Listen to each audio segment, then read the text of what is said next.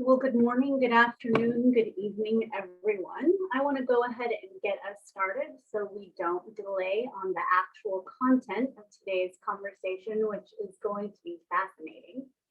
My name is Natasha Lammer. I'm a policy specialist for the Community of Practice on Women, Peace, Security, and Humanitarian Action at UN Women. And I want to welcome you all to today's interactive discussion, Transitional Justice, Gender, and Intersectionality, Ensuring Access to Justice for All, taking place today, Tuesday, the 14th of September, 2021, and organized by the OSCE Office for Democratic Institutions and Human Rights, the Geneva Center for Security Sector Governance, and UN Women. This session is part of our joint collaboration to share and discuss the Gender and Security Toolkit, and we'll be sharing a link to that toolkit in the chat later on. This webinar is being recorded, and the recording will be sent to all registrants as well as hosted on DCAP's website. Before we get started, I want to go over a few housekeeping issues. Interpretation is being provided for English, French, and Spanish. I take this opportunity to remind all panelists to speak slowly and clearly so that our interpreters can work effectively. During this webinar, all participants will be in listen-only mode with microphones muted. Throughout the discussion, we will welcome questions coming in from the audience. If you would like to ask a question, please submit your question using the Q&A feature, and we will read as many as possible of your questions out loud to allow the panelists to respond. If you are interested in the response by a particular panelist, please indicate who you are directing your question to. At the end of today's webinar, we will share a link to a brief evaluation survey. We encourage all participants to provide your honest feedback on today's session. Your feedback is valuable and helps us choose the topics and refine the format for following webinars in this series. If you have any questions about this webinar, please feel free to send me a chat and I'll do my best to respond to you as soon as possible. I want to quickly, in just a moment, I want to quickly share a brief 10-second poll asking all of you to respond with what language you're accessing this webinar in. So please take a moment to respond to the poll that I'll be sharing in just a moment before I hand things over to Emily. So I've just launched the poll. If you can take a moment to respond.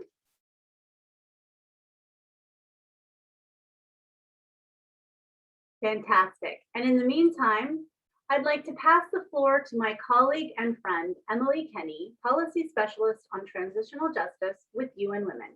Emily, the floor is yours. Thanks so much, Natasha.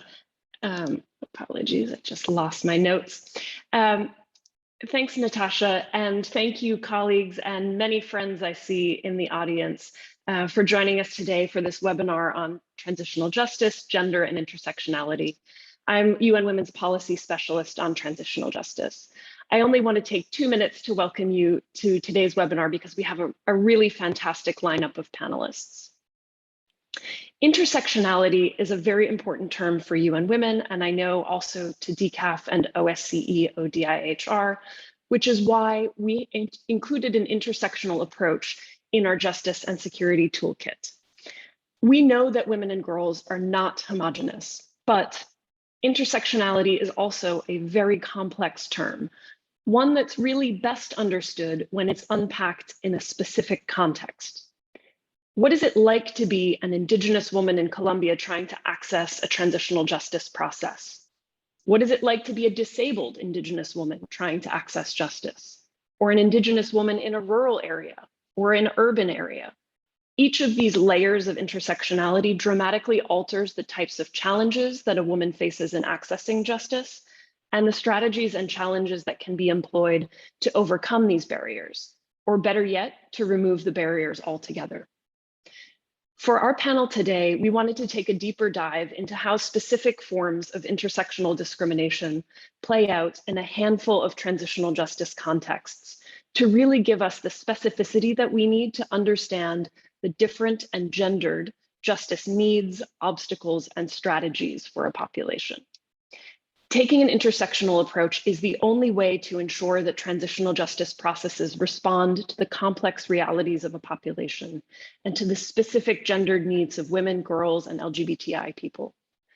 To build peaceful and inclusive societies, we must ensure the meaningful participation of the most marginalized and hard to reach people, who are often women, girls, and LGBTI people.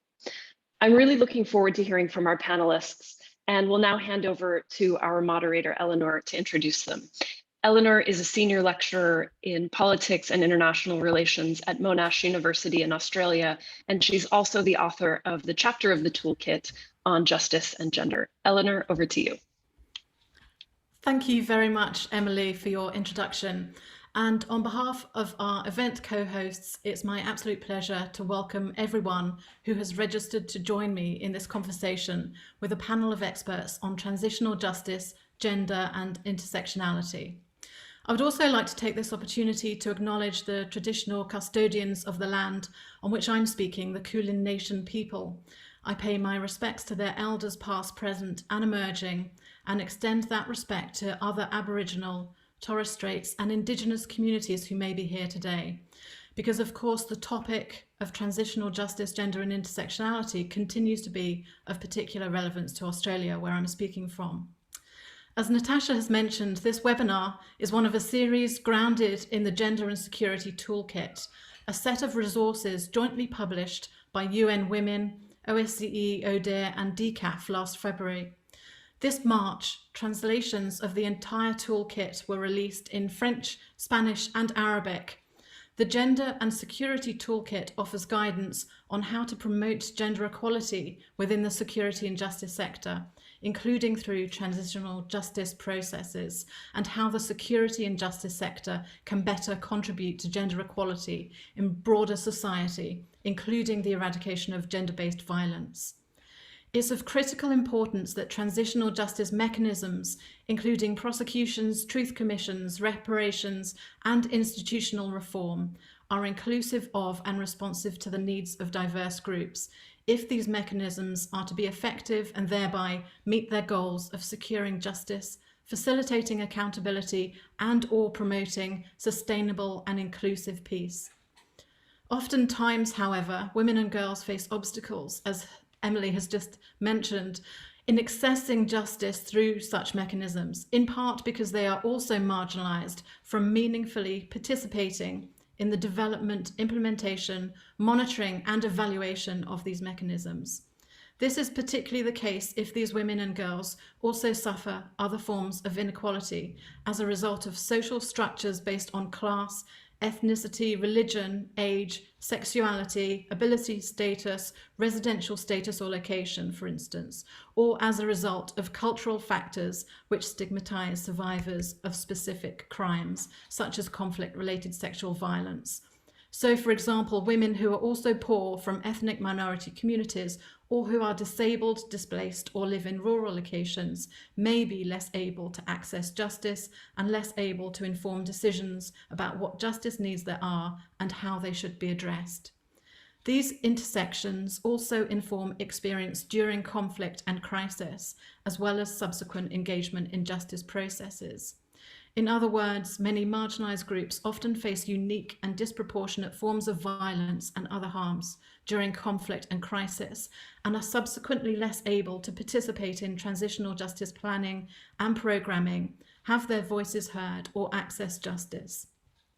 This is why it's so important to apply an intersectional lens when developing and delivering transitional justice programs, and adopt approaches that are inclusive and responsive to the harms that marginalized groups suffer and the barriers they often face in accessing justice.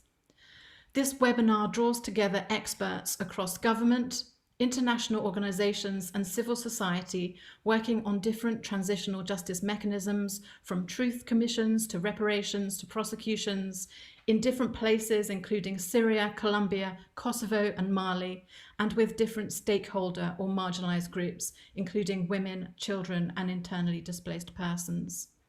It's my absolute pleasure to introduce our four speakers now. Firstly, Mr. Javier Perez-Salmeron is a human rights practitioner with extensive experience in child rights. He has provided advice to accountability mechanisms on investigations on grave violations affecting children in a variety of conflict-affected contexts in Africa, the Middle East, Latin America, and Asia. And currently, Javier is supporting the international, impartial, and independent mechanism for Syria. Ms.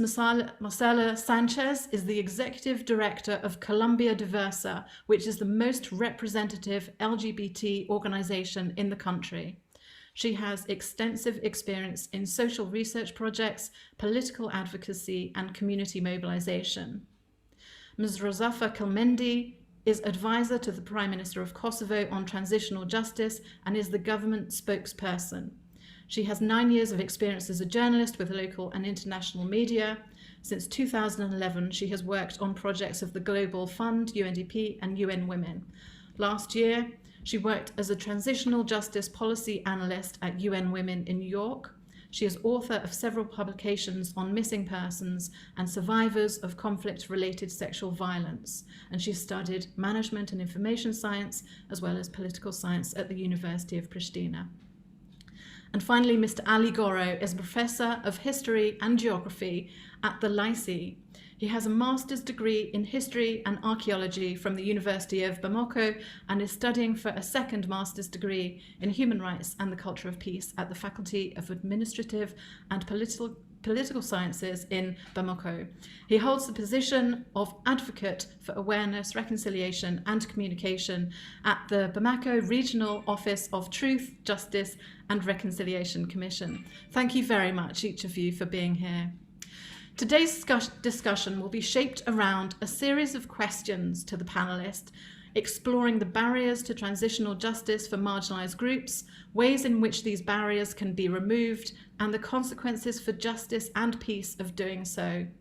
We will also reserve time at the end for questions, and you can ask your questions in French, Spanish, or English. So firstly, we'll be exploring barriers to participation in transitional justice processes. And I'd first like to go to Javier, and I'd like to ask you what specific barriers children face in accessing justice for grave crimes and serious human rights violations, and how do we begin to overcome these barriers? Thank you, Javier.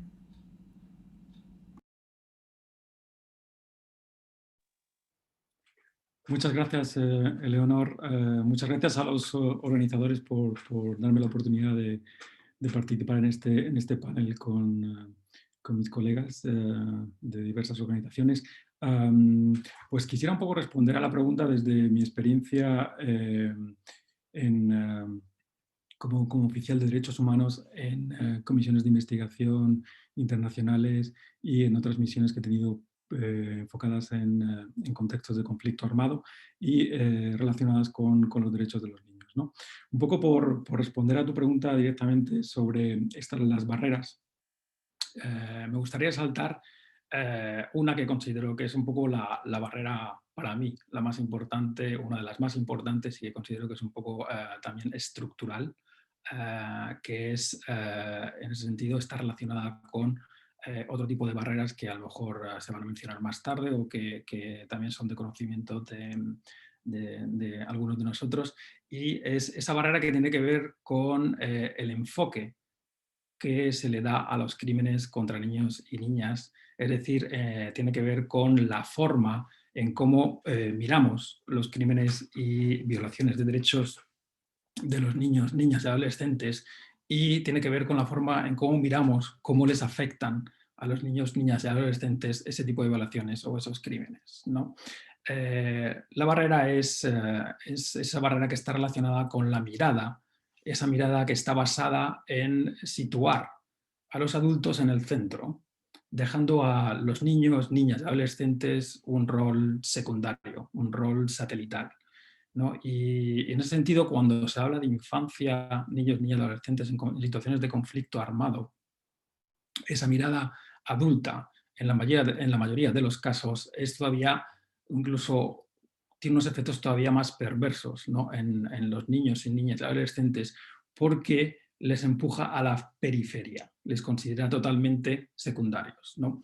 Y en ese sentido se les logra un efecto de invisibilizar los efectos de los crímenes en los niños, se les desempodera, se les normaliza todas las consecuencias negativas que pueden tener tanto en niñas, niños como adolescentes, y se diluye de cierta forma la importancia y la relevancia que tiene el acceso a la justicia para niños, niñas y adolescentes, incluida desde conceptos de justicia transicional o justicia criminal internacional, retributiva, o diferentes enfoques de justicia restaurativa, ¿no?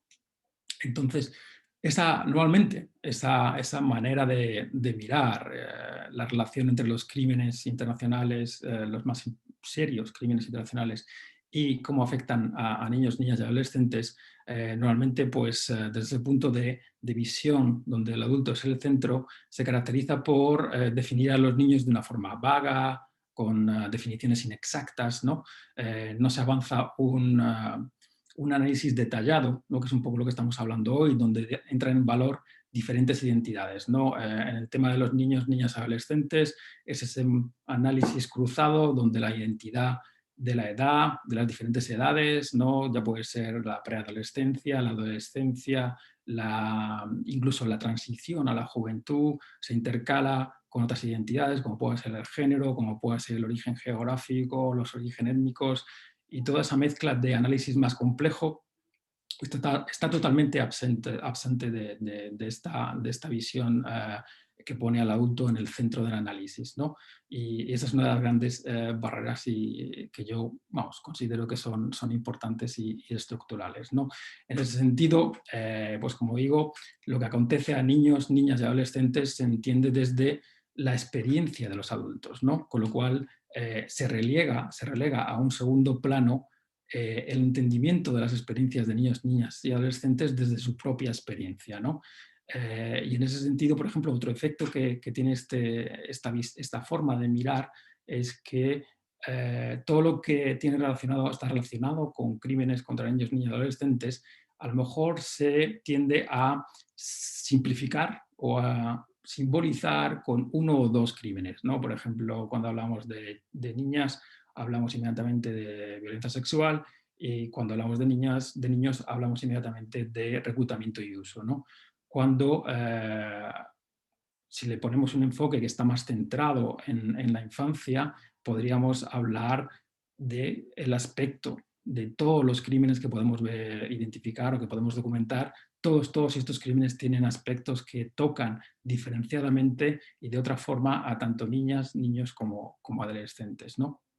Y en ese sentido es importante recordar que hay que situar bien a los niños, niñas y adolescentes en la forma que tenemos de mirar a esos crímenes que les afectan.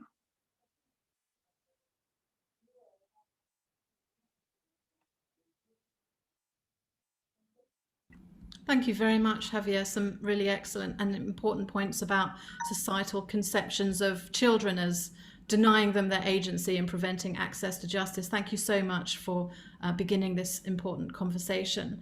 I'd now like to turn to Marcella, please.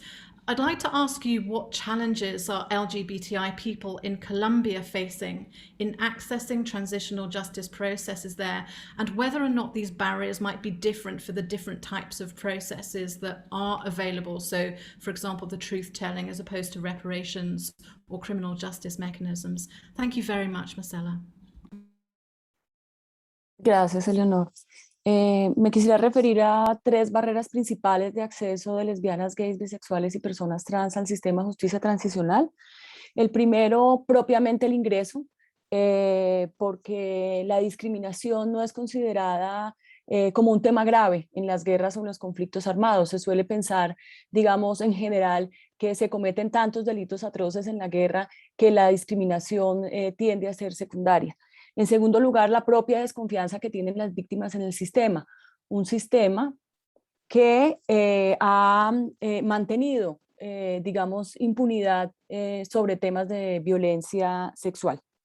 En segundo lugar, la metodología. Hay un tema de barreras de acceso cuando nos referimos a la metodología en la selección de los casos.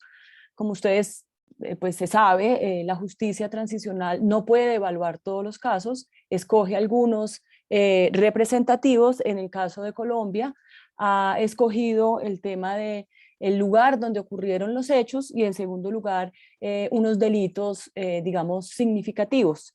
Eso quiere decir que víctimas de territorios no seleccionados quedan por fuera de la justicia transicional, o que delitos tan graves como la violencia sexual, que nosotros hemos además ampliado el concepto no solamente a la violencia sexual, sino a la violencia reproductiva y a la violencia que se comete contra toda forma o ejercicio de la sexualidad, pues quedaría por fuera. Podría hacerse de manera transversal a los delitos que están siendo escogidos. En el caso de Colombia, secuestro, reclutamiento de menores, asesinatos extrajudiciales, donde podría verse la perspectiva de la violencia sexual o la sexualidad en general, pero digamos no ha sido de esta manera y lo voy a explicar en la tercera barrera. Por eso hemos abogado porque en Colombia se escoja como uno de los casos representativos el de la violencia sexual, porque no queremos que se convierta en una barrera de acceso en la metodología en la que se están escogiendo los casos, porque podría quedar por fuera los temas de discriminación y de sexualidad. La tercera barrera es el tema de procedimiento. Entonces ya me referí al ingreso como tal, a la metodología de escogencia y ahora al procedimiento. Ahí hay dos problemas que me gustaría mencionar. La primera es la necesidad de que los magistrados tengan habilidades para preguntar sobre temas de género y sobre temas de sexualidad. No siempre tienen la capacidad ni la habilidad para profundizar en estos temas que requieren una capacitación y una sensibilización importante, no solamente en los temas, en los delitos o en los lugares transversales, y esto genera, digamos, una vulnerabilidad, podríamos llamarla judicial, para las víctimas LGBT poder ingresar al sistema en condiciones de igualdad. Y el segundo problema de procedimiento tiene que ver con las pruebas. Muchas veces se traslada a las víctimas la necesidad de la carga de la prueba, la necesidad de dar detalles sobre los perpetradores, sobre lugares, y muchas víctimas o no lo recuerdan o tienen miedo o simplemente por su proceso de victimización lo han olvidado. Entonces, esta barrera debe asumirla el sistema transicional con mucha seriedad. Es decir, la responsabilidad de las pruebas es del sistema, no de las víctimas.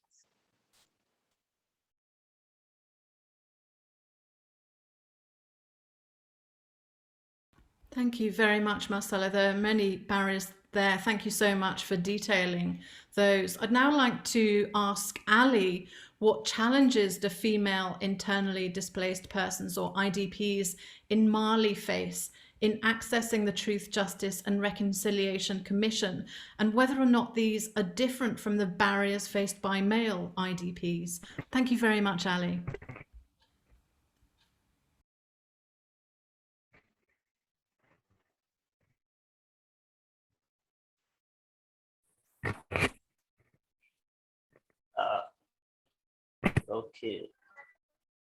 Ok, bonjour à tout le monde, bonjour à tous, merci Émilie vraiment de m'avoir donné cette occasion aujourd'hui d'échanger, de partager mes expériences avec tout le monde. Alors, avant de revenir à la question, j'aimerais juste planter le décor des différentes crises que le pays a connues et comment la commission a été créée, et maintenant pour revenir à votre question. Il faut se dire que le Mali a connu plusieurs crises, dont les femmes et les enfants. Et ces femmes-là sont majoritairement des régions du Nord, que ce soit Tombouctou, Gao, Kidal. Et avec la nouvelle forme de la crise qui s'est mise au centre, alors ces femmes sont de la région de Mopti et de Ségou. Donc les causes de leur déplacement sont vraiment énormes. Donc c'est tout ceci dit, bien sûr, aux différentes crises que le pays a connues. Par rapport maintenant revenir à votre question, Ali, faut se I'm dire sorry que to interrupt you, but les we're femmes having difficulty hearing connaissent you. de véritables obstacles Ali, Oui, I'm so sorry to interrupt you, but we are having ok, trouble with your audio. There seems to be quite a bit of ok. noise. Oh, I closed your video because your bandwidth is quite low and it was impacting the audio quality. But I'm not sure if you can, there's a lot of background noise. I'm not sure if you can get closer to the microphone or help reduce the background noise. Our interpreters were having a hard time understanding.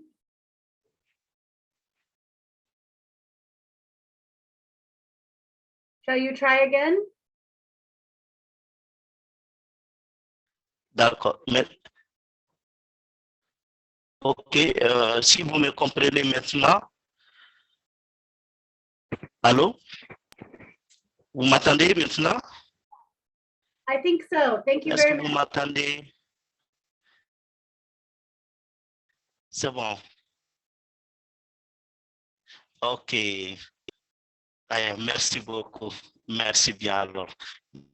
Merci beaucoup. Donc, je disais, je vais remercier tout le monde, tous les panélistes, tous ceux qui ont vraiment qui contribuent et vous qui avez organisé vraiment. Dit que le Mali est un pays qui a connu beaucoup de crises et dont les crises même continuent et que ces crises-là ont eu comme conséquence le déplacement des femmes, le déplacement des enfants, de l'ensemble de la population, surtout des régions du nord et actuellement des régions du centre.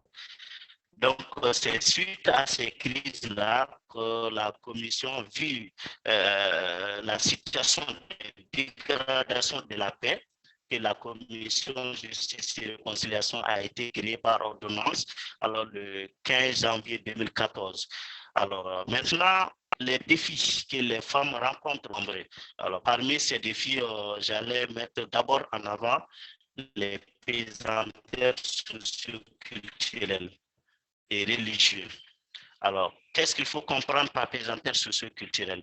Il faut se dire que chez nous, alors, les femmes, malgré leurs violations, ont du mal à aller déclarer ce dont elles ont vécu.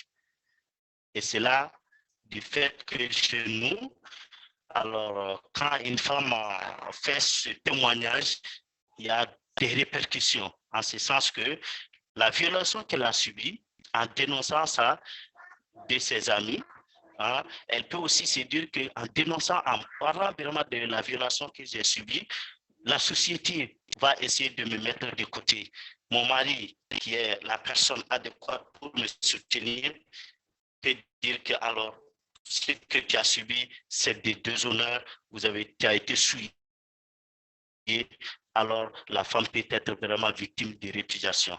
Donc, ces questions font que les femmes vraiment ont du mal à aller faire les déclarations sur les violations qu'elles ont subies. Mais il ne faut pas oublier aussi que ces femmes-là, manque de scolarisation chez nous est très faible. Hein? Et de ce fait, la majorité des femmes déplacées n'ont pas le niveau intellectuel pour accéder aux informations à temps et pour prendre certaines initiatives. Savoir que c'est leur droit civique et politique, économique d'aller quand même dénoncer ces violations qu'elles ont subies. Alors, bien appuyé par ce qu'on appelle l'UNIFEM, la structure UNIFEM, qui ne ménage aucun effort pour quand même nous soutenir. Et de ce fait, elle soutient les antennes régionales dans la quête pour expliquer aux femmes ce qu'elles subissent et pour les dire de venir dénoncer ça au niveau des antennes régionales. Et ensuite, elle organise des ateliers d'appropriation des missions de la commission. Donc, vraiment, c'est l'occasion de... Le manque de moyens financiers et de transport pour les femmes. Des femmes qui ont quitté leur localité, qui ont tout perdu, et dès qu'elles se retrouvent à Bamako, alors c'est tout un problème pour elles.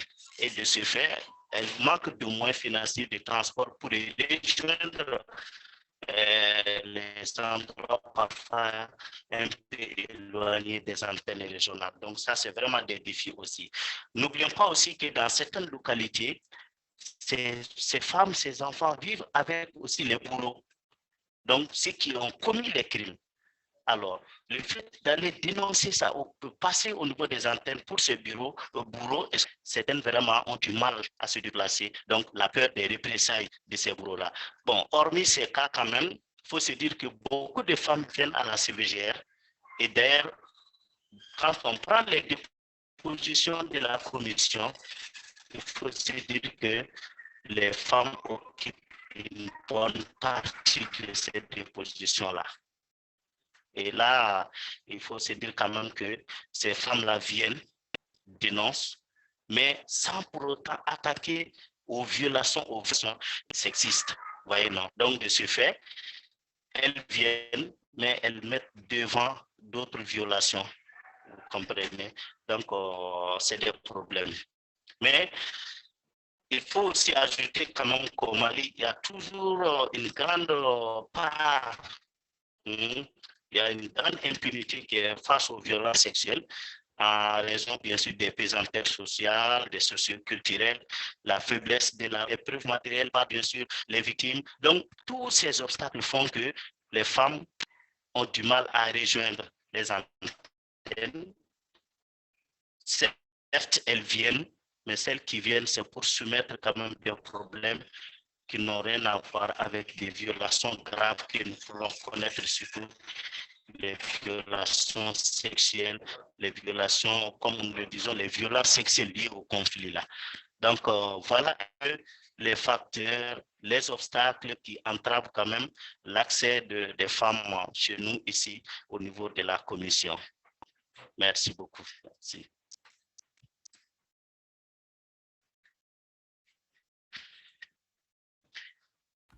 Thank you very much, Ali. I'm sorry for the technical issues. I'm glad they are resolved now.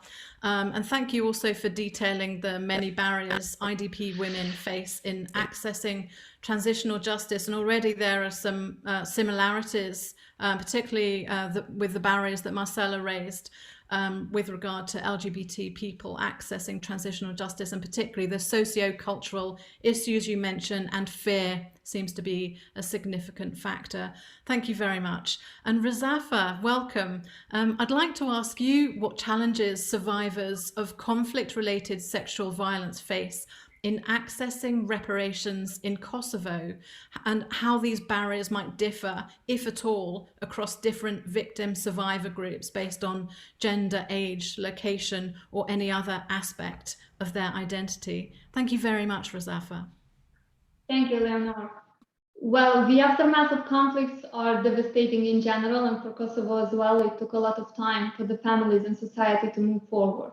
And although a difficult path for some of the war crime survivors, they have moved forward because they had closer institutional support, and they were closer to the information and the service providers. But until recently, a few years ago, our society in general did not talk much about one of the most horrific crimes that had happened, the one with the longest lasting impact and the power to tear down our social fabric, the conflict-related sexual violence. So this crime has changed the lives of thousands of girls, boys, women, and men. It has forced them into silence and living with the weight of the secret over their shoulders. And this was the initial barrier on their way forward, being it accessing services or the right to justice or reparations. So women were mainly the target of this crime, and as such, they were the ones that endured mostly the consequences. And it made them feel guilty and worthless. So initially, due to this, they didn't access services focused on welfare or the legal aid, even though they were not that much present or accessible in general for conflict-related sexual violence survivors. But it took a lot for women to transfer the guilt they carried on their shoulders to the actual perpetrators responsible for this crime. And while for us, it's understandable that what happened is not their fault, for majority of survivors, understanding this was and remains for many of them as individual milestone and the main barrier for them to move forward and seek justice and reparations. So throughout Kosovo, survivors are faced with different individual limitations and societal barriers.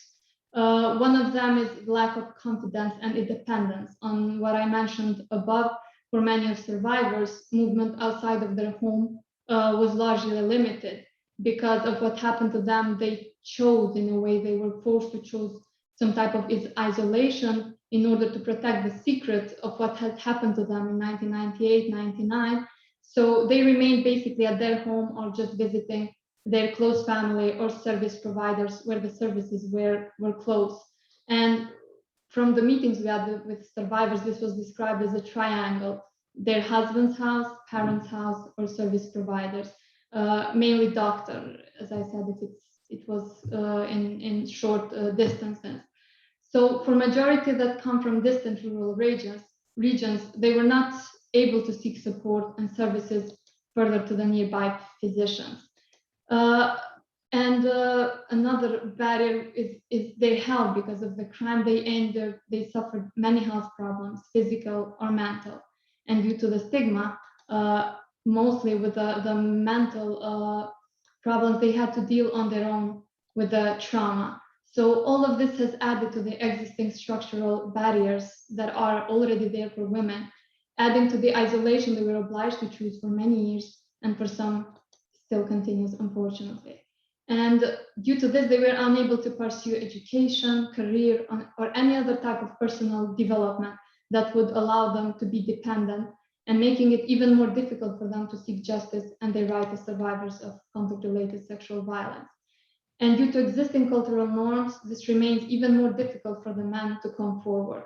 Currently, the Government Commission for Recognition of Status of Conflict-Related Sexual Violence has recognized survivors, over 1,000 women survivors, while currently there are only 30 men recognized as CRV survivors that currently receive administrative reparations. Thank you very much, Razafa, and thanks so much for raising the issues of silence and stigma as being critical to many barriers to accessing justice. Again, resonating with Marcella's comments that not only are certain groups ignored through transitional justice processes, but certain crimes are. Thank you very much. So we've discussed barriers to accessing justice through transitional justice processes, and I'd now like to talk about strategies for inclusion. So what strategies have you been engaged with to facilitate inclusion and to remove these barriers?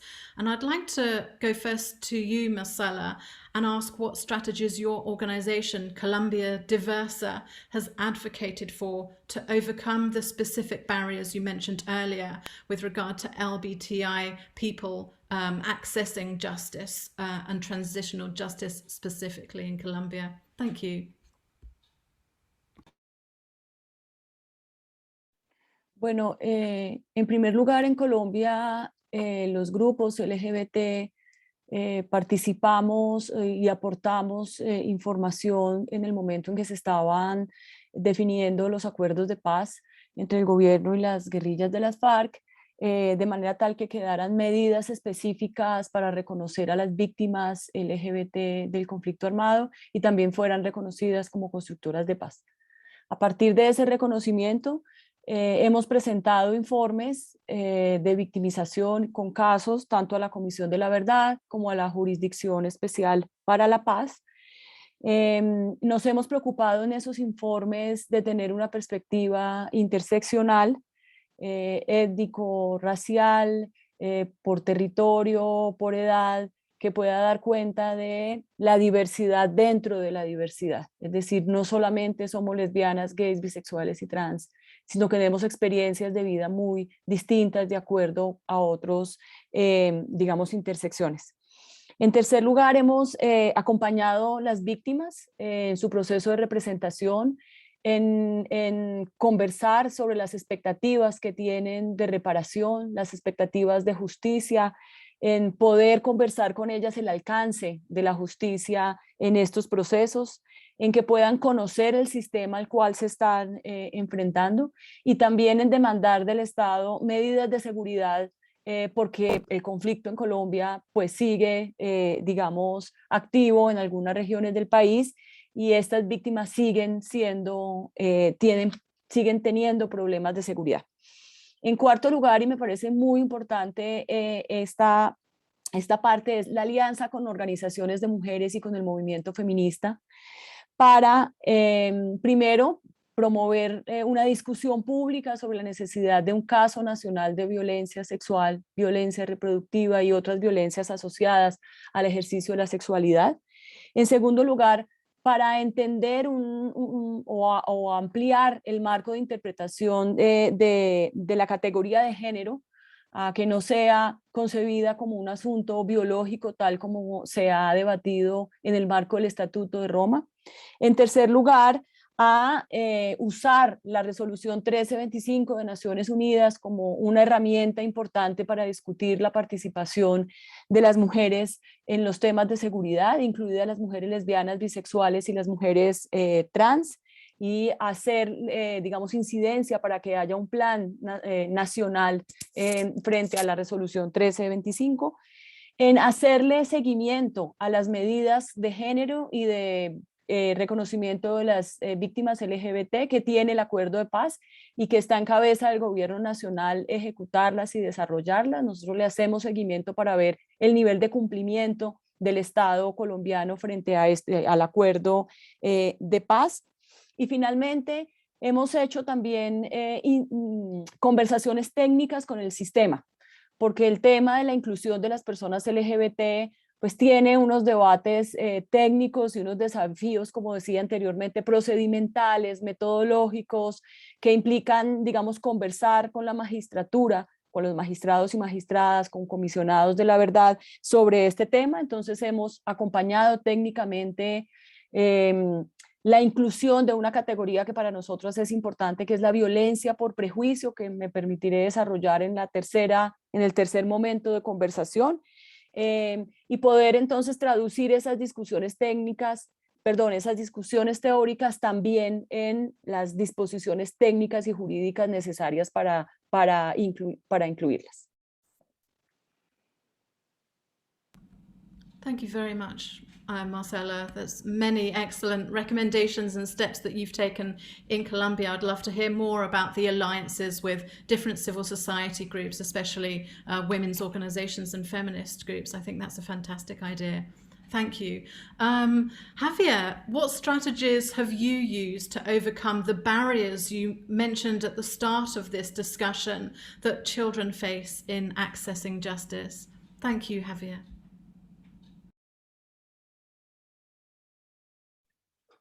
Gracias, Eleonor.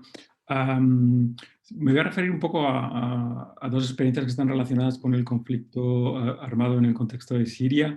Una es la experiencia del mandato de la Comisión de Investigación sobre las violaciones de derechos humanos en Siria, y otra es bajo el mandato del mecanismo imparcial, independiente sobre Siria, ¿no? Para el cual estoy trabajando ahora mismo como oficial de derechos humanos con especialización en derechos de los niños, ¿no? Yo creo que lo primero es tomar conciencia, ¿no? Tomar conciencia y ser conscientes de la necesidad de buscar una mirada diferente, un enfoque diferente que sitúe a los niños, niñas y adolescentes en el lugar que les pertenece, el lugar adecuado, ¿no? Con respecto a esa barrera que hemos hablado antes de la centralidad del adulto, ¿no? Entonces, en respuesta a cómo poder operacionalizar esa toma de conciencia, en la Comisión de Investigación de Siria, por ejemplo, se optó por, dentro del mandato que tiene la Comisión, de llamar la atención sobre los crímenes y las violaciones de derechos del niño que se están produciendo en el contexto de Siria, fue dedicar un informe completo a todas las violaciones a las violaciones más relevantes y a las violaciones más importantes en el contexto sirio de los derechos del niño y de los crímenes que están afectando a los derechos del niño en Siria, ¿no? Ese informe fue una estrategia para dedicar absolutamente todo el informe a niños, niñas y adolescentes sirios, ¿no? Con lo cual es una estrategia de focalización, de especialización y de dar ese protagonismo a las niñas, niños y adolescentes en estos sistemas de monitoreo, documentación y informes sobre las violaciones de derechos humanos y de crímenes en Siria. Entonces, es una estrategia que le da exclusividad a esta situación concreta de niños y niñas, y lo hace a través de una mirada que se centra en qué le pasa a niños, niñas y adolescentes, cómo les afecta, se intentó hacer un análisis en el que se cruzaron diferentes identidades entre qué les pasa específicamente a los niños, qué les pasa específicamente a las niñas, cuáles son las violaciones que afectan más a niños o niñas, en qué zonas geográficas, cuál es la importancia que tiene para los niños ciertas violaciones y no tantas otras. Por ejemplo, todo lo que está relacionado con el sistema educativo y todas las violaciones de derechos humanos de los niños y crímenes que se cometen en el espacio educativo son hiper importantes, no solamente en el marco de un conflicto que está todavía abierto, sino en el futuro, cuando haya un proceso de justicia o de acceso a la justicia en la forma que los sirios decidan que tengan, ¿no? En ese sentido, el informe lo que trató es considerar a los niños, niñas y adolescentes como sujetos de derecho, no solamente como individuos vulnerables o vulnerabilizados, como agentes que tenían la capacidad de poder vehiculizar sus necesidades y sus visiones sobre esos crímenes que les afectan en Siria, ¿no? Y otra estrategia que se puede utilizar y que es un poco la que se está utilizando en el marco de los mandatos o del mandato del mecanismo de la IIIM de Siria es intentar que ese mandato se permeabilice, se caracterice por tener una visión transversal de cómo los diferentes crímenes cometidos en Siria por las diferentes partes del conflicto afectan a los niños, ¿no? La idea es desarrollar una estrategia que sea coherente, que sea holística, pero desde la situación, desde situar al niño en el lugar adecuado, las niñas y los adolescentes, ¿no? Entonces se trata de no simplemente focalizarse en uno o dos crímenes que afectan particularmente a los niños, sino de transversalizar a lo largo de todos los crímenes y todos los análisis cómo esos diferentes crímenes y ese análisis puede, digamos, relevar la importancia de cruzar esas identidades que afectan a niños, a niñas y adolescentes en el contexto sirio, e incluso ir más allá, es también transitar hacia los efectos, incluso a largo plazo, que pueden tener en los jóvenes, ¿no? Dado la duración del conflicto en el contexto sirio, que lleva más de 10 años de conflicto armado, es importante tener esa visión de corto plazo y largo plazo a la hora de tener una estrategia que integre, ¿no? La importancia de situar a los niños, niñas y adolescentes en una estrategia que tiende a procurar un acceso a la justicia para todas las víctimas y supervivientes, ¿no? de los crímenes que se han cometido en Siria, ¿no? Y en ese sentido, pues terminar añadiendo que bueno, son estrategias que se están implementando en el marco de estos nuevos mecanismos internacionales que buscan la responsabilidad criminal, ¿no? de los crímenes cometidos en Siria por las diferentes partes, y que es respetuosa, quiere integrar las perspectivas y los intereses de niñas, niños y adolescentes entre las prioridades dentro del proceso de investigación, de conservación de la evidencia, de análisis y de la facilitación de justicia para niños y niñas víctimas.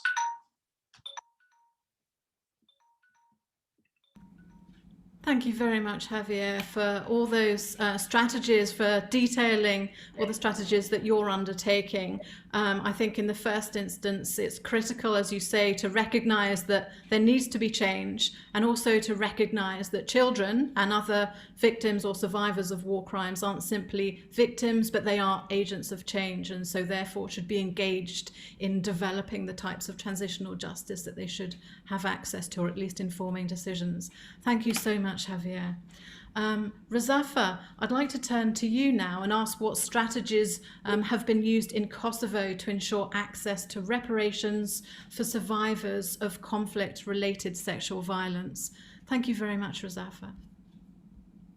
Thank you. Well, in general, like the main point is the close cooperation that existed between the civil society, mainly women organizations, which for many years were the only open door for the survivors, and the Kosovo institutions, including also the international organizations through international expertise, also from the Western Balkan region countries that share similar context.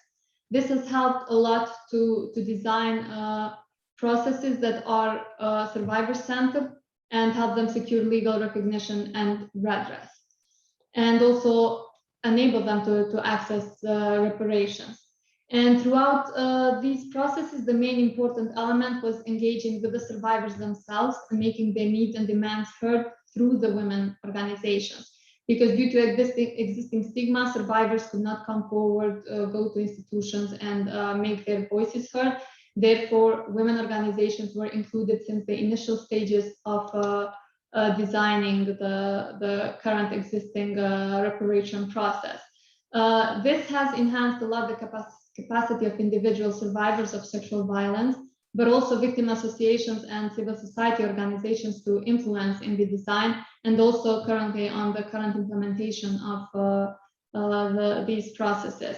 It has also impacted and helped fighting the culture of shame and silence that continues to stigmatize survivors.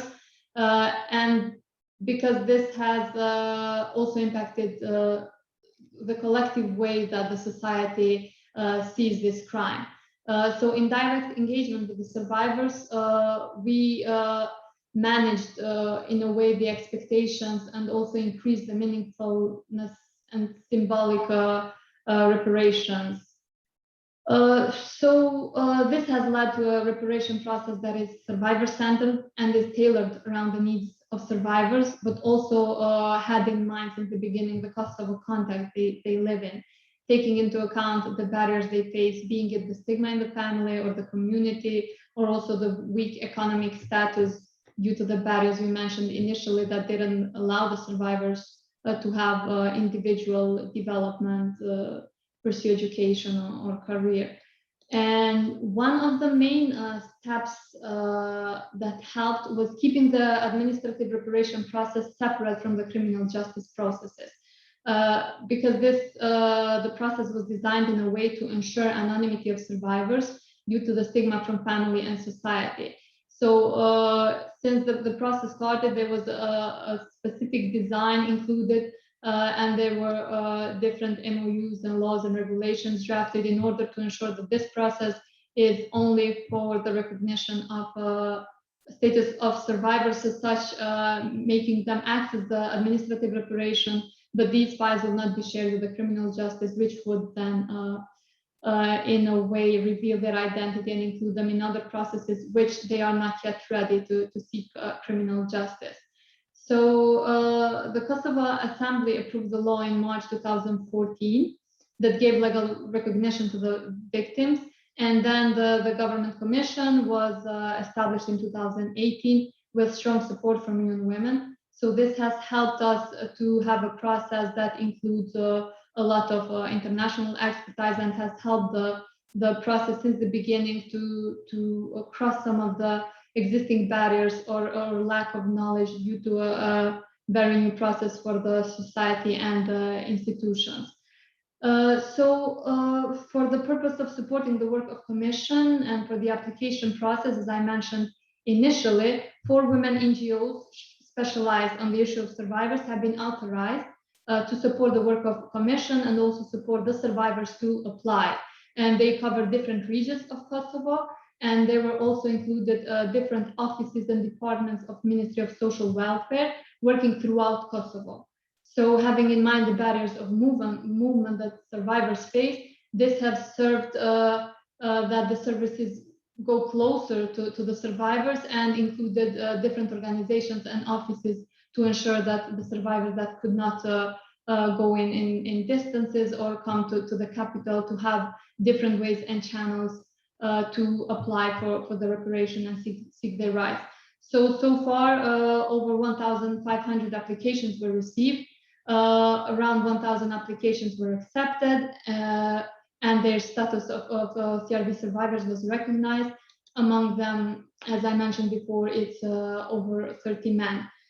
But there were also other initiatives and strong public awareness campaigns that included university, because currently in Kosovo, there's the first generation that was born and raised after the conflict, and they have very limited, they don't have memory actually of what happened, so they have very limited narratives of what had happened, and they have in a way inherited the stigma of conflict-related sexual violence. So there was a lot of work done with university and students, the media, the religious leaders, and this in a way has empowered the survivors to apply for administrative reparations.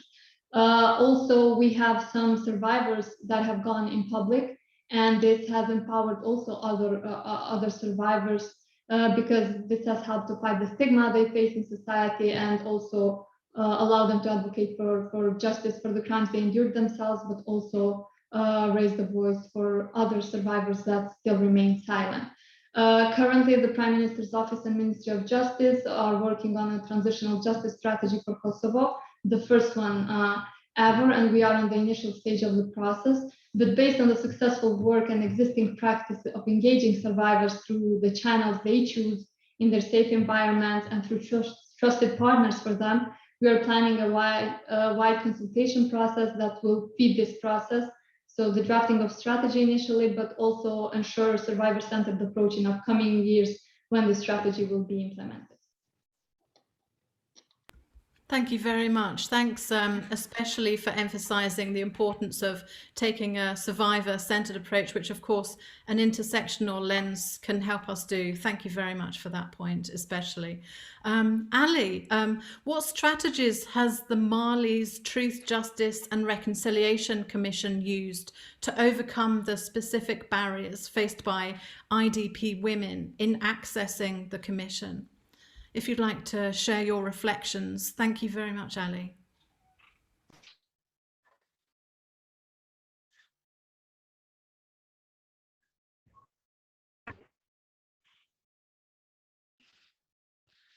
Ok, merci beaucoup, merci Eleanor. Vraiment, alors chez nous, la connexion elle est vraiment très mauvaise. Alors, toutes nos excuses pour ça, c'est pourquoi j'ai coupé la vidéo. Merci beaucoup, vraiment. Concernant les stratégies, on a quand même utilisé ici beaucoup de stratégies, beaucoup de stratégies à l'image, bien sûr, des présenteurs qui sont là. Donc, de ce fait, je m'avais vous donner quelques stratégies qu'on a eues. Alors, depuis le début, commission, dont la sous-commission genre.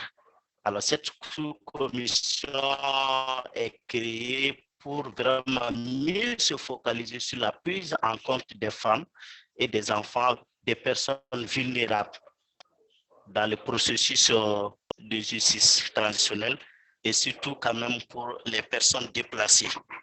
Alors, la sous-commission genre développe ces stratégies pour la commission afin de renforcer les capacités des commissaires, des agents sur la prise en compte du genre. Au niveau des antennes régionales, alors la sous-commission genre, avec l'appui d'UNIFEM, alors ce qu'on appelle des groupes genre, ça veut dire que les preneurs de déposition, ils sont soit de 2 femmes ou de 2 hommes. Donc, ces 2 femmes écoutent les femmes qui ont été victimes. Les hommes écoutent les hommes qui ont été victimes. Je ne sais pas si vous me comprenez, vous m'attendez. Vraiment, la connexion, elle est très mauvaise. Elle est très mauvaise. OK. Donc, en dehors de cela, dans les antennes régionales, les conseillers sensibilisation ont été formés pour aller à la base, rencontrer toutes les victimes, les personnes vulnérables, d'échanger avec ces personnes-là pour que ces dernières puissent venir faire leur déposition à l'antenne. Également, la CVGR, chez nous c'est la CVGR, la Commission Vérité, Justice et Réconciliation, par l'intermédiaire des antennes, alors collabore avec la société civile pour leur expliquer les missions, pour leur expliquer les causes, les raisons de la mise en place de la commission afin que les victimes puissent venir faire leur déposition. Alors, pour les victimes qui sont loin, liées à cela, alors les équipes mobiles sont formées. Des équipes mobiles mixtes, soit 2 femmes, soit 2 hommes. Donc, qui vont dans les centres les plus reculés où se trouvent les déplacés pour aller les écouter, afin que ces dernières puissent participer, bien sûr, à l'activité de la commission. Aussi, nous avons mis l'accent sur la sensibilisation de toute personne qui se présente à l'antenne. Si une personne se présente à l'antenne, le conseil de sensibilisation est là et échange avec, bien sûr, cette personne-là, lui parle bien sûr de la confidentialité des dépositions à l'antenne, lui parle aussi bien sûr des réparations, lui parle aussi bien sûr des audiences publiques que bien sûr la commission fait. Donc ça c'est le travail à l'antenne et ça c'est un travail quotidien. Ça veut dire ça c'est fait chaque jour. Nous avons la persistance aussi des séances de sensibilisation. On fait des focus group avec les déplacés sur leur site. Parce que les déplacés se trouvent dans des zones parfois reculées et on échange avec eux. Donc nous formons nous faisons ce qu'on appelle un focus group avec les déplacés sur leur site. Ensuite, nous rencontrons les ONG, les associations de victimes, alors pour leur parler aussi de comment on peut surmonter ces pesanteurs-là pour que les femmes, les enfants victimes déplacés puissent venir faire leur déposition au niveau des antennes. Également, nous avons mis en place des points focaux, c'est-à-dire des personnes que nous choisissons qui sont de différents bords. Ça peut être des ONG, ça peut être des associations de victimes, ça peut être des notabilités. Alors nous les choisissons. Vraiment, la connexion est très, très mauvaise, comme vous l'entendez. Donc, nous les choisissons et que ces personnes soient ce qu'on appelle des points forts et les victimes. Donc, ces personnes-là parlent, mettent en confiance ces victimes-là, ces déplacés, pour que ces derniers-là puissent venir faire les dépositions au niveau de nos antennes. Donc, les stratégies que nous avons mises en place sont vraiment énormes. Certaines de ces stratégies et qu'on remercie toujours ici. Merci beaucoup. Voici en quelque sorte les stratégies que nous avons.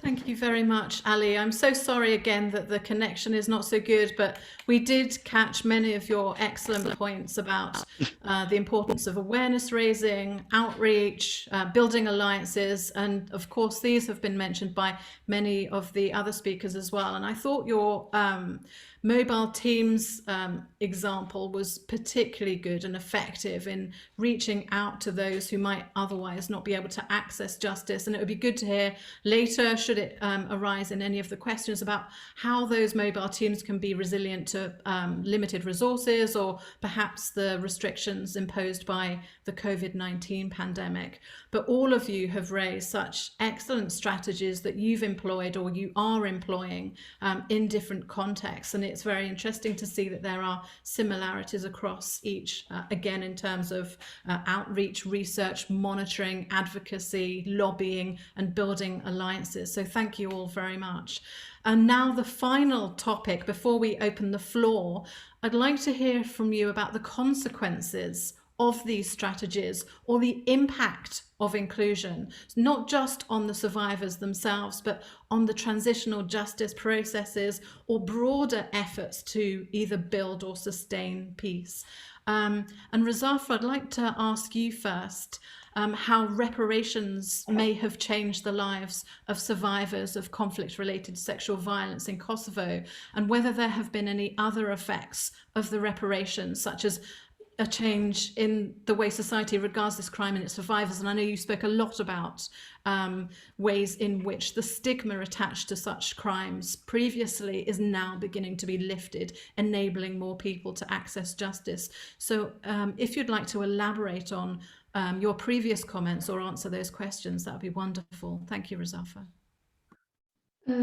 Thank you. Yeah, with the reparation process, the public dialogue in Kosovo has shifted dramatically around conflict-related sexual violence over past several years since the discussion was initiated, with the political recognition of the experiences of survivors and their demands for justice, as well as civil society and survivor-led advocacy for justice, shifting the stigma from survivors to the perpetrators. So the reparation process played a role in encouraging this change by creating a space for survivors to speak to the public and also take on a leadership role, although mainly it was done in margins of keeping their identity not revealed. So jointly with this process, a set of norms was adjusted that recognized these crimes that survivors experienced and empowered them to access reparations and further legal redress.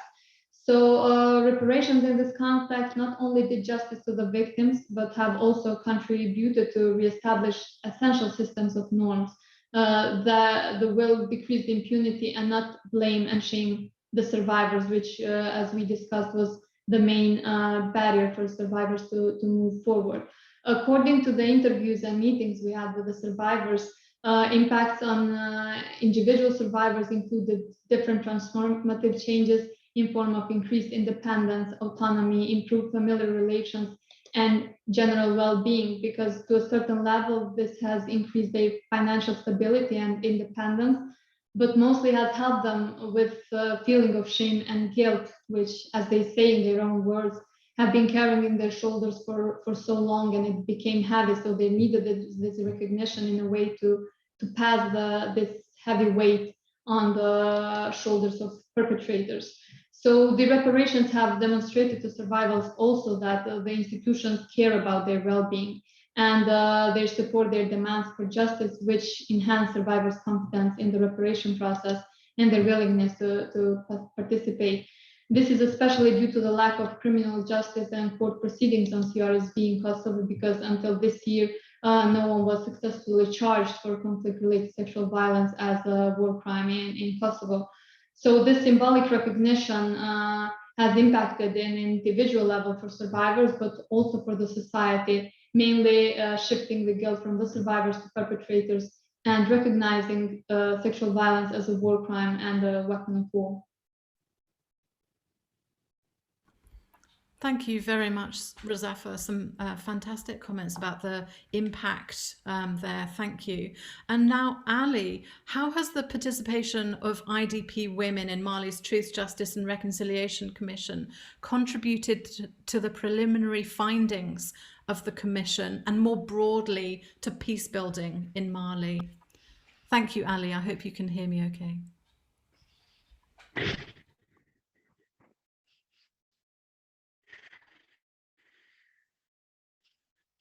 Oui, je vous ai bien entendu. Vraiment, toutes nos excuses encore pour la connexion.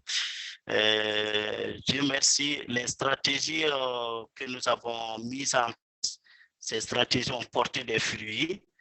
Dieu merci. Et là, on a un nombre conséquent de dépositions dans nos antennes. On peut aller même jusqu'au-delà de 22 000.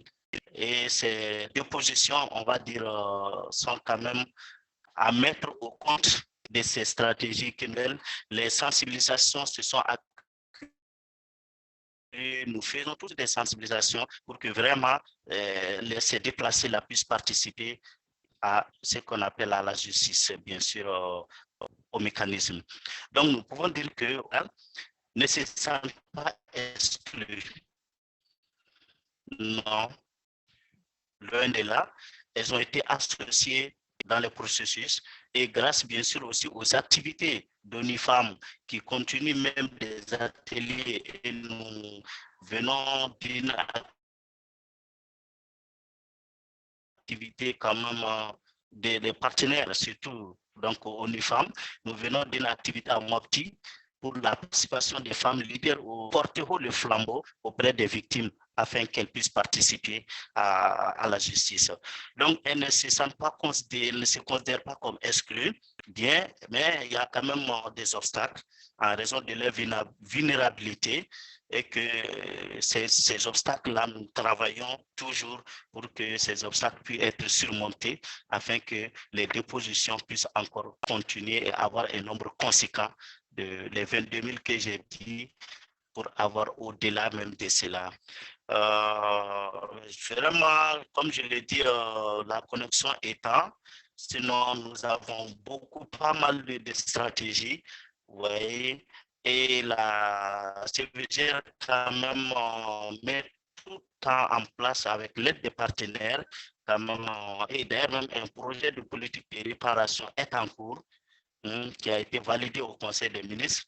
Et donc, ce projet de les personnes vulnérables, tous ceux qui ont été victimes puissent quand même adhérer au processus de justice transitionnelle afin de contribuer, bien sûr, à la réconciliation nationale. Et cette réconciliation, la CVGR est ce qu'on appelle le porte-flambeau. Et avec l'appui, avec l'adhésion des femmes déplacées, l'adhésion des femmes, des enfants, de toutes les personnes vulnérables, nous osons croire que cette réconciliation nationale sera bien sûr acquise. Et c'est notre souhait le plus ardent. Merci beaucoup. Merci à vous tous. Thank you very much, Ali. I'm glad the audio seemed to be brilliant then. Thank you very much for sharing your reflections on the positive impact of the strategies that you're implementing. And Javier, how does the participation of children, and specifically, if you don't mind, the participation of girls, change the dynamics of transitional justice processes and also their outcomes? I'd love to hear your thoughts on that. Thank you, Javier. Gracias, Elena. Yo creo que para poder responder a esta pregunta voy a intentar hacerlo con el ejemplo de mi contribución o mi apoyo a la unidad de investigación y acusación de la Jurisdicción Especial para la Paz en Colombia y enlazarlo un poco con las barreras y las soluciones que indicaba antes, en el sentido de que si uno de los objetivos que tenemos a la hora de poder dar mayor visibilidad a los crímenes contra niños, niñas y adolescentes y contribuir a un análisis que se basa en el análisis interseccional de las diferentes identidades entre el género y la edad de niños, adolescentes y jóvenes, y llegar a unas conclusiones en por qué, ¿no? Saber por qué les afectan unos crímenes y no otros desproporcionadamente. Evidentemente pues, no se puede hacer sin la participación de los niños, niñas y adolescentes, ¿no? Y no se puede hacer sin una participación que sea implementada y pensada desde una óptica de derechos del niño, de la niña y de los adolescentes, ¿no? O sea que lo que quiero decir es que la participación es y primordialmente un derecho de los niños, niñas y jóvenes víctimas de estos crímenes. Tienen el derecho a participar en los procesos de justicia, tienen derecho a participar en contribuir a resultados que satisfacen igualmente sus derechos reconocidos a nivel internacional y a nivel doméstico por muchos países, ¿no?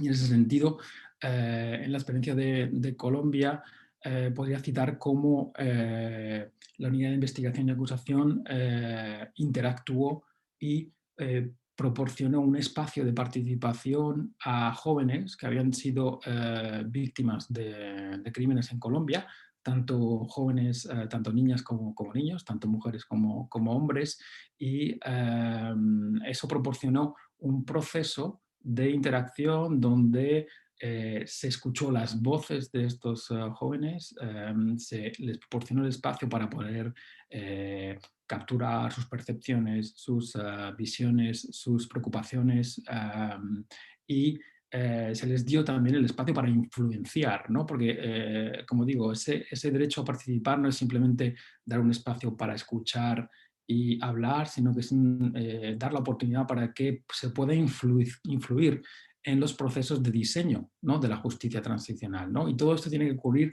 desde una fase muy incipiente, de una fase inicial. No se tiene por qué esperar a las subsiguientes fases de un proceso de justicia, ¿no? Tiene que ser diseñado desde el principio, porque si no, no se les da la oportunidad a los jóvenes y niños y niñas y adolescentes de influenciar el proceso de diseño y de construcción de la justicia transicional, independientemente de la forma que pueda tener, tanto si tiene un brazo retributivo, si tiene un brazo restaurativo. Es decir, es esa oportunidad que tiene que estar ahí desde el inicio, ¿no? Y en ese sentido, la unidad de investigación y acusación quiso contribuir con las visiones de estos jóvenes para poder desarrollar documentos internos que iban a guiar o que van a guiar las investigaciones y las actuaciones de acusación que está mandatada, ¿no? La unidad de investigación y acusación para poder llevar a cabo dentro del diseño de la justicia transicional en el marco de la JEP en Colombia, ¿no? Lo que fue importante es que había una presencia de jóvenes que fueron en su momento niñas cuando fueron víctimas de diferentes crímenes. Se pudo tener una visión de los diferentes crímenes que ellos consideraban o ellas consideraban que eran prioritarios para ellos desde su perspectiva, entender cuáles eran las consecuencias y las causas de esos crímenes y violaciones, en particular hacia las niñas y las adolescentes, y se tuvo la oportunidad de valorizarles, como decía antes, en sus derechos de participar y de ser sujetos activos, no solamente de un proceso de justicia, pero también sujetos activos de los futuros resultados que ese proceso de justicia pueda tener. Y ahí puedo entrar en el ejemplo de, por ejemplo, las reparaciones que se comentaban antes, ¿no? Es muy importante empezar a pensar reparaciones desde el principio, enlazadas con esos análisis intersectoriales, porque pueden dar diferentes ejemplos de reparaciones según estemos hablando de niñas o niños, o de jóvenes o de adultos que son ahora, pero que fueron niñas y niños cuando fueron víctimas de esos crímenes, y que no necesariamente tienen que ser reparaciones en tanto que niñas o niños, sino que pueden ser reparaciones en tanto que jóvenes o adultos que lo son ahora, pero teniendo en cuenta las consecuencias y las causas de todo lo que les ocurrió o de lo que todo les afectó cuando eran niños y niñas, ¿no? Entonces, en ese sentido, creo que este es un claro ejemplo de cómo se puede establecer un espacio de participación significativa que tenga esa capacidad de poder influenciar en ese diseño de estrategias, en este caso de las estrategias de investigación y acusación de la Unidad de Investigación y Acusación de la Jurisdicción Especial para la Paz en Colombia. Gracias. Thank you very much, Javier, and thank you so much for raising the critical importance of ensuring that diverse groups are engaged and are meaningfully engaged from the outset. So, as you say, from the design stages, that they're able to inform the transitional justice processes and that their justice needs are met and understood and attended to. Thank you very much. Also, you raised an issue which relates to one of our questions. I'd like to come back to you. Someone is asking about how you can use an intersectional analysis to strengthen your response. I thought your example in Colombia was excellent, and perhaps we'll have time for you to elaborate upon that to answer that question. But before we go to the questions and open the floor, I'd like to ask Marcella, how has or how can the participation of LGBTI people in Colombia in the transitional justice processes that are ongoing in Colombia, how can their engagement or participation contribute to justice and moreover to peace building in the country? And secondly, if you have time, what do we stand to lose if their rights, needs and perspectives are not reflected? Thank you, Marcella. Sí. En primer lugar, la participación de lesbianas, gays, bisexuales y personas trans en el proceso de justicia transicional en Colombia es una oportunidad para redefinir y empezar a pensar los conceptos de clave de manera distinta. Yo creo que la participación de las personas LGBT ha implicado o debería implicar ahora y en el futuro pensar palabras claves como patrón, sistematicidad, daño, víctima individual y colectiva, e incluso cuáles son las acciones de resistencia. Para nosotros, como decía anteriormente, es muy importante el concepto de violencia por prejuicio, porque en el caso de la violencia por prejuicio no se afecta únicamente a una persona. Puede que la afectación directa sea una persona, pero el mensaje es hacia toda la comunidad que sea como esa persona. Por eso es prejuiciado. Por eso es, además, no solamente en el tema de acceso a la justicia implica no solamente, digamos, sanciones al perpetrador directo, sino también acciones a la comunidad donde ocurrió el hecho, pero también acciones frente a la sociedad en general. Es decir, cuando se habla de violencia por prejuicio, no se castiga al perpetrador en concreto, sino a la sociedad en general. Se le pregunta a la sociedad en general por qué permite que este tipo de discriminaciones sucedan. Entonces, creo que ese es un aporte importante de la participación de las personas LGBT en el proceso. Por ejemplo, muchas comunidades apoyaron o promovieron o estuvieron de acuerdo con la discriminación contra las personas LGBT porque hacía parte de su propio sistema de valores y por eso es tan difícil trabajar en contra de la discriminación e identificarla como un problema a resolver.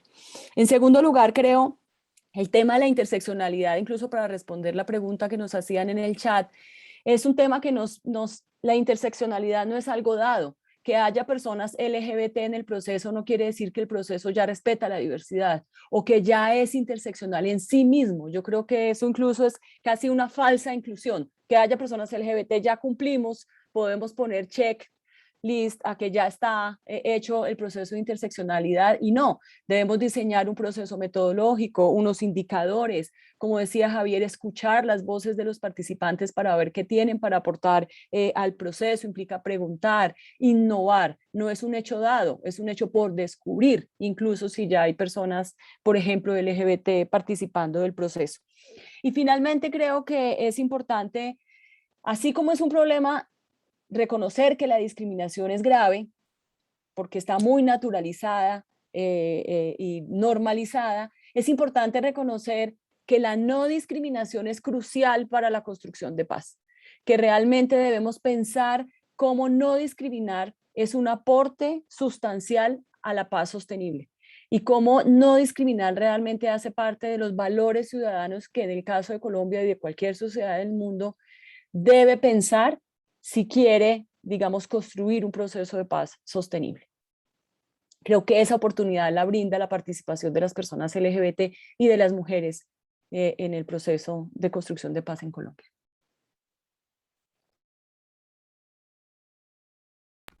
Thank you very much, Marcella, for many points, particularly the fact that non-discrimination is critical to a sustainable or meaningful peace, and also your point about awareness raising and outreach. It needs to happen with all groups within society, not just the survivors of crimes and other harms. So thank you very much for those and other comments.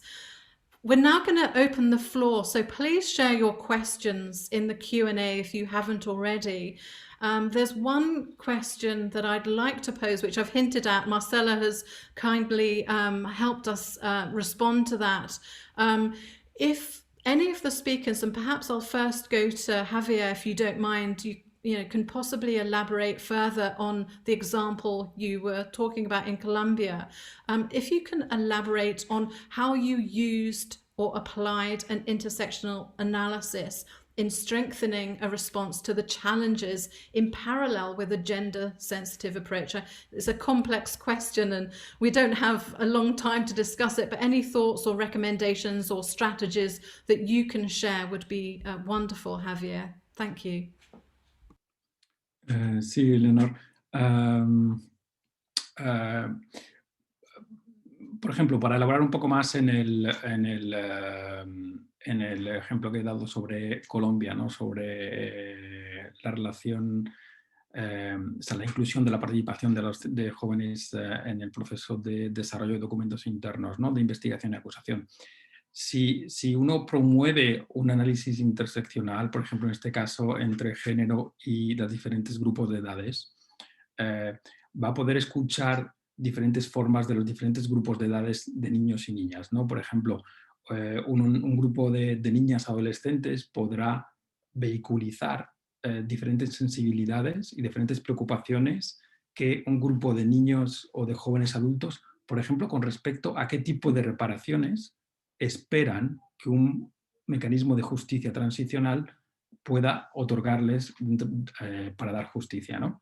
Entonces, si ese análisis se realiza, se incorpora dentro del proceso interno de una unidad de investigación y acusación, eso va a producir una justicia posterior que va a tener en cuenta ese análisis de las diferencias de percepciones y de sensibilidades que tienen diferentes grupos de niños y niñas y de diferentes edades con respecto a el mismo crimen o diferentes crímenes. Y eso puede ayudar a una unidad de investigación y acusación a construir sus estrategias de investigación, sus estrategias de acusación y posteriormente va a ayudar a que los procesos de acusación y las sentencias puedan tener éxito y reflejen esas necesidades y esas preocupaciones que son intersectoriales, ¿no? Que pertenecen a un grupo que tiene unas identidades específicas y que se cruzan. Y relacionado con las reparaciones, si uno ha hecho ese proceso desde el principio, el resultado final, cuando haya una sentencia o cuando haya una decisión sobre reparaciones, serán reparaciones que se ajustan a las expectativas que ese grupo de víctimas o de supervivientes, niños o niñas, adolescentes o no adolescentes, o más jóvenes o menos jóvenes, tienen con respecto al sistema de justicia, ¿no? Y incrementa la confianza que este grupo de personas tiene en el sistema de justicia y la confianza y la participación en el proceso de justicia que se está construyendo para, como decía Marcela, construir un proceso de paz o reconstruir un proceso de sociedad, ¿no? Entonces, todo eso ayuda, y en función de lo que relaciona con la última barrera que había dicho, ayuda a contribuir a visibilizar en detalle exactamente cuáles son esas percepciones, cuáles son esas necesidades y cuáles son las visiones, en este caso, en mi caso, pues de niños, niñas y adolescentes que normalmente están totalmente invisibilizados y que están bajo ese prisma de visión de adulto que la mayoría del tiempo no los tiene en cuenta y no los prioriza, porque finalmente todos conocemos que cuando un proceso judicial está en marcha hay que tomar decisiones, hay que decidir prioridades, hay que verificar evidencias, hay que llevar a cabo estrategias, y si uno no ha construido eso desde el principio, el resultado final no se puede ajustar a lo esperado, ¿no? Gracias.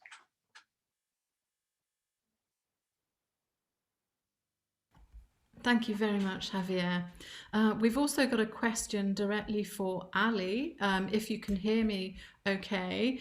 And the question is, under the conceptual framework of intersectionality, what differences and nuances can you make between women, girls displaced from northern Mali versus women or girls displaced from the center?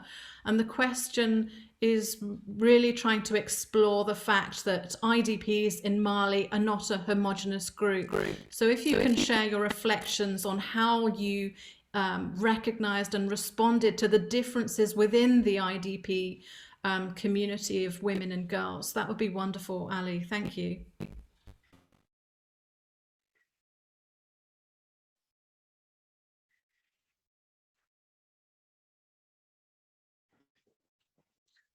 Oh, ok, merci beaucoup.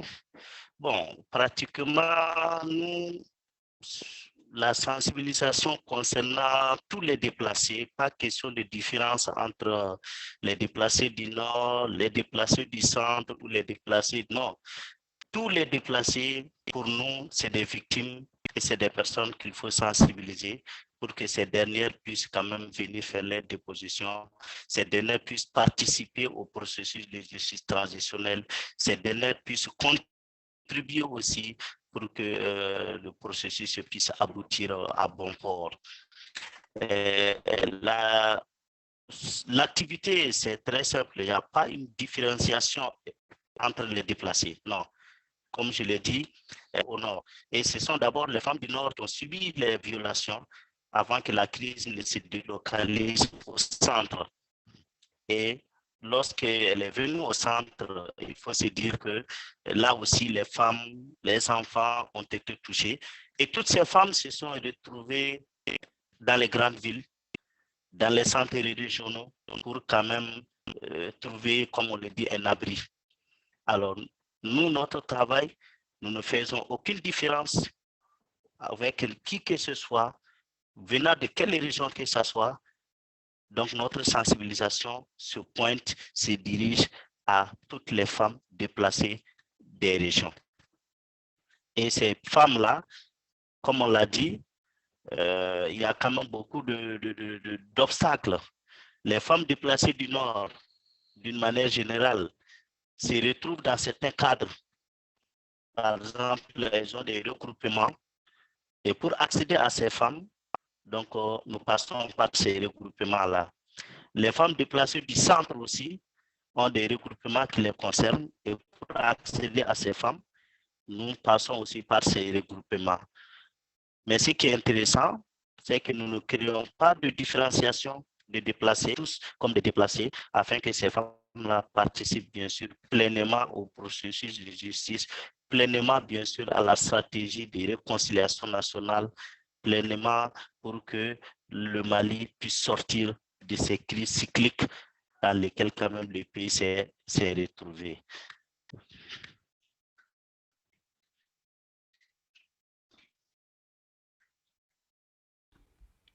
Thank you so much, Ali. Thanks for explaining that you treat all IDP groups equally, but also are responsive to their different needs and the challenges that they may face. Thank you very much. I think we have just time for one final question.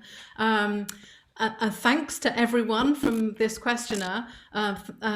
Is it possible, perhaps I'd like to ask Razafa and or Marcella if you'd like to reply to this question.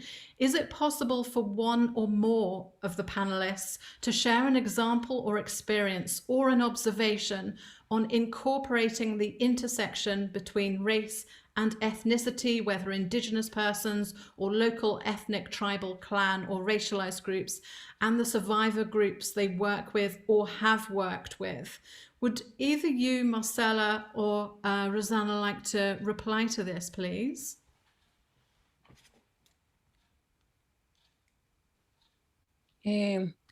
Bueno, muy puntualmente, en el caso de Colombia, hemos presentado informes a la Jurisdicción Especial para la Paz, en el caso de Tumaco, que es una zona, digamos, predominantemente afro. Allí hemos documentado casos tanto de hombres gay como de mujeres trans, afrodescendientes, mujeres negras.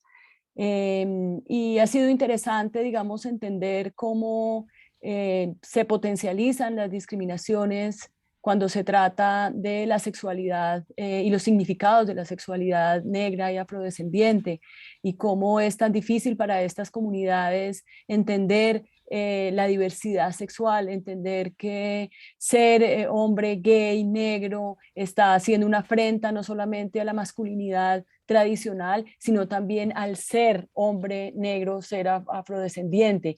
Y esto implica, digamos, unos rechazos de su comunidad por las dos razones, y cómo las dos razones pueden incluso identificarse separadamente y también de manera mezclada. Digamos que ese es el esfuerzo de la interseccionalidad, poder entender qué significa la sexualidad negra, qué significa la sexualidad gay y qué significa la sexualidad negra, gay o trans.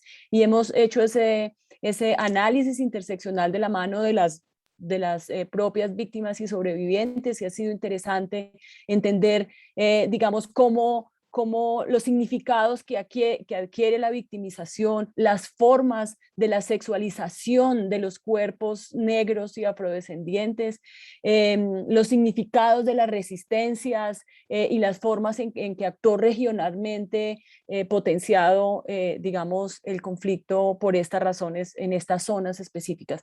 Ha sido un proceso además de aprendizaje mutuo, ha sido un proceso de cuestionar desde categorías, digamos, más generales y usuales que se utilizan para analizar la guerra y la sexualidad, pero también aprender de sus voces, de qué manera, cuál es la mejor manera de llevar esto ante tribunales y ante comisiones de la verdad.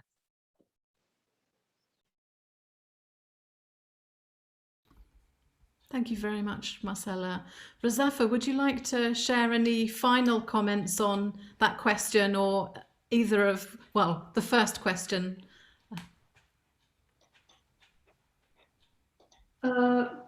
Nothing to add on the last question, yeah.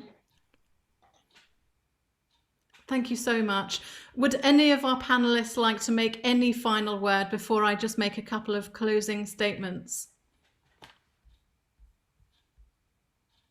Okay, well, thank you all very much. That was absolutely fantastic. Thank you for your time and for sharing your expertise and reflections. It's been extremely informative and enriching, and thank you for all you're doing as well as the information you've been sharing. And also thank you to all of the participants, and also to the organizers, and most crucially to the interpreters. Thank you very much.